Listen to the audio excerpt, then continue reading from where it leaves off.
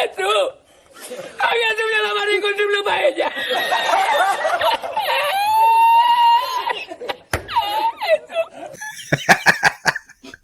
What news to wake up to this morning? Something very interesting, a new development. It was just broken the other day that Warner Brothers is under new management and has a new leader, a new captain at the helm. And what were they complaining about? When he came out and said that he would not be hiring based on gender, based on race, based on, whatever other ideological division you can pick. He'll just be picking the best man, the best man for the job.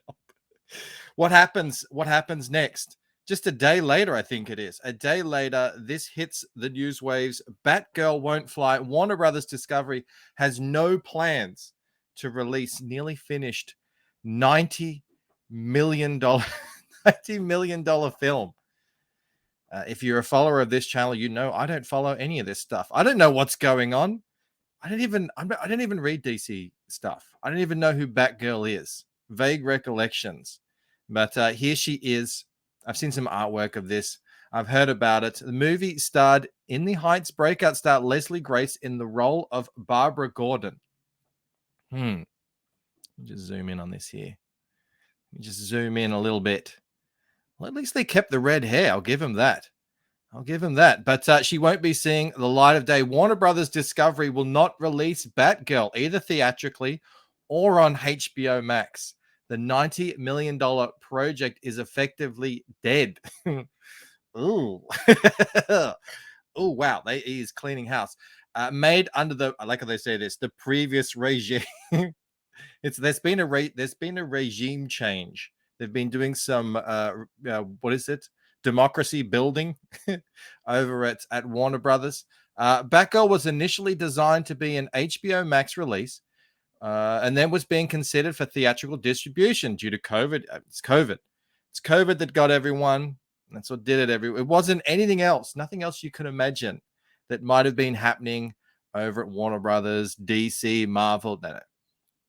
No, it's COVID's fault. It's all COVID. The budgeted. That's how the budget ballooned out to $90 million. This is where it gets good here. The leaders of the studio determined ultimately, in spite of reshoots and an increased budget, that the movie simply did not work. Oops. The new owners and management. I love this idea. They come in, these new owners, they just start kicking. They just start kicking things down in the office, pushing chairs over, shuffling out strange looking people, lining them up on the wall. They've got one of those color things out, like how natural is your hair color. All, of course, led by this guy, the new CEO, David Zaslav. This was reported heavily recently. Warner Brothers Discovery leadership team draws ire over diversity, despite being under pressure from lawmakers. What has the law got to do with any of this? Oh, they have those equality laws over in California, don't they? I think they were recently deemed unconstitutional. Anyway, the new media giant has a notable amount of homogeneity. I thought they would like some homogeneity at the top. I thought that's what they'd be all about. Don't they want? I know what words mean. Okay, I'm just making a little joke. This guy here, David Zaslav. He has the name of a supervillain, and I love it. But he gets around wearing. Is that like a sports cotton jersey vest over the top of a polo shirt with his black Ray-Bans, and he's pointing at all of you saying, "You're all next. I'm coming for you." David Zaslav committed to making DC titles, big theatrical films, and Batgirl just isn't that. Oh, it's so sad. It's so sad to see.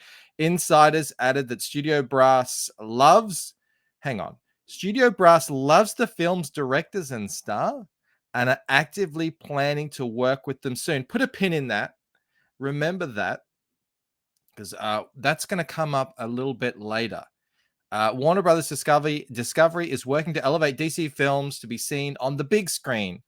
Batgirl has not been scripted or produced as a theatrical film. That's a nice way of saying it's unwatchable garbage. We race swapped one too many characters. This was the line in the sand. This far, no further. We gender swapped. We race swapped. We just couldn't help ourselves. We had to cleanse our universes of a certain kind of character that shall go unnamed. But this is what I was talking about here. This is a tweet from Von Klaus reporting that Batgirl has been cancelled. His setting, it's too awful to watch. What am I talking about here? If I scroll, there she is there. Who wouldn't love a smile like that? I don't know where this is taken from, but it says this one says 70 million. The budget was actually more than 100 million. Okay, here we go. Doing test screenings for audiences in anticipation of late 2022 debut would rank among the most expensive cinematic cast-offs ever. Those tests were said to be so poorly received by moviegoers that the studio decided to cut its losses and run. For the sake of the brand's future, it's a DC disaster. It doesn't sound like to me that they should be actively planning to work with them soon again. It sounds like this was a doomed project to begin with. That's what happens, isn't it? I mean, people go to these movies to see the big names. Superman, Batman, Iron Man, Spider-Man, Captain America. And now that we've sort of passed phase one of the big superhero boom, now we're getting into the dregs. I mean, I'm sure these characters have loyal fans. Batgirl, Miss Marvel, whoever they may be. Doesn't it feel like we're getting into the ones that even comic book people don't even really like? And if you're doing that, how are you going to be able to convince others, normies out there, that they're going to want to see this? It seems like they're failing. They're trying to push a boulder uphill. They're trying to squeeze as much money out of these things as they possibly can before the floor falls out from underneath it and superhero movies go the way of the Western. They're not helping themselves. Look at this. I found this. It goes deeper. It goes deeper than this. I mentioned they kept her red hair. I'm familiar with Batgirl enough to know that she's supposed to have red hair. Look at this. Look at all this. Now, look, an occasional race swap, I don't think is a big issue. I think people didn't really mind. In fact, they quite enjoyed Nick Fury, played by Samuel L. Jackson. I mean, everyone loves Samuel L. Jackson, so it worked fine, cool, whatever. Here and there, if it's not super integral to the character's persona, their race, sometimes their gender, it starts to get a bit iffy. But it said, how many grains of sand do you need before you realize you've got a massive pile? How many times does it have to happen before you realize that there's an agenda at play here? Look at all these characters. Look at all these redheads. And amazingly enough, I think red hair is the rarest of all hair types. They are the ultra minority in the world. Yet Hollywood has deemed them excommunicado, not to be seen. Erasure. They have scheduled redheads for erasure. Look at all these characters that in recent years have let's just say they've gotten a healthy tan. Their hair color is darkened up significantly. Here's Batgirl here. There you go. How's it going for them? People are noticing this now. This has gone from a funny internet meme to a full-blown conspiracy. If Batgirl ever does return to the DC universe, will she be a beautiful, ginger-faced, red-headed beauty? I don't know. If that's what you're into now, by the way, this is what I'm doing here. If you're saddened, if you're like me, I don't know how you're going to go out, go through the day in the knowledge that you won't have Batgirl to look forward to. Don't be disheartened. There are plenty of awesome female superhero characters to come and read in comic book form. I found one right here. You can find this through cgnow.net. This is Perfect 10. Now, she doesn't have red hair. But it's I guess it's a reddish brown, if that's what you're into. Beautifully buxom curvaceous, kick-ass character here by Dave Brinks from Genuine Comics. Come check it out. You can buy this right now. It's only $14.99.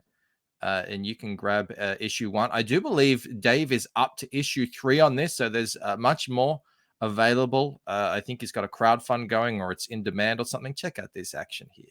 What's not to love? Actually, this comic has some of the best word of mouth praise going out there in indie comics. I've not heard a single person say a bad thing about this book. So if it's hot chicks kicking ass, being superheroes that aren't canceled and won't be canceled, can't be canceled because these are indie comics. We're not reliant on massive corporations to get our stories out there. Yeah, do check out Perfect 10. Actually, while you're there, now not a superhero per se, although she does have powers and she is a redhead. That's my book. The Lucent Waking Dream is still available. My mystery thriller dream book.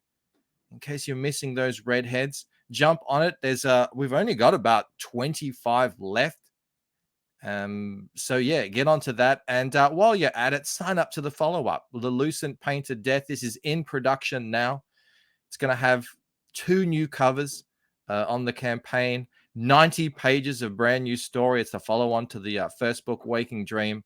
And if you sign up now, you'll go into the running to win 1 of 5 of these exclusive variant covers here for the first book. Guys, if you like the video, please give it a like. I always mess that up. That's okay. That's my thing. Subscribe to the channel and consider becoming a member of the channel. You are helping to make comic books right here, right now. Thank you so much. I will see you next time. All right. Bye.